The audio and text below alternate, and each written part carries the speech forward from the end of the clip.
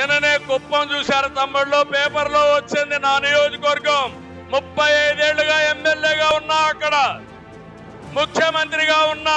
కుప్పానికి నీళ్లని ఈ ముఖ్యమంత్రి నాటకాలు వేశాడు. నేరుగా కుప్పం వెళ్ళాడు, ట్యాంకర్ లో నీళ్లు తీసుకుపోయాడు, కాలువలో నీళ్లు పెట్టాడు. అక్కడి నుంచి మీరు చూస్తే కొత్తగా గేట్లు తీసుకుపోయాడు.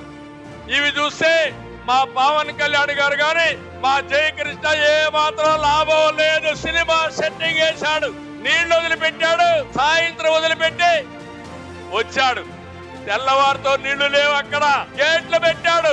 ఉదయం 11:30 గంటలకు గేట్లు పెట్టి తర్వాత రోజున 10:30 గంటలంటే 23 గంటల్లో సినిమా సెట్టింగ్ కూడా తీసుకొని వెళ్లిపోయే పరిస్థితికి వచ్చారు. ఇది ముఖ్యమంత్రి విశ్వసనీయత.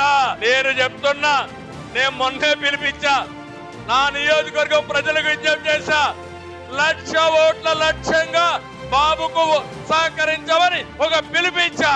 ఈ రోజు ఇక్కడ చెప్తున్నా, జగన్మోహన్ రెడ్డి నా నియోజకవర్గంలో 1,00,000 మెజారిటీ వస్తాయి, నీ నాటకాలు ఎవ్వరూ పట్టించుకోరని మరొకసారి తెలియజేస్తున్నా.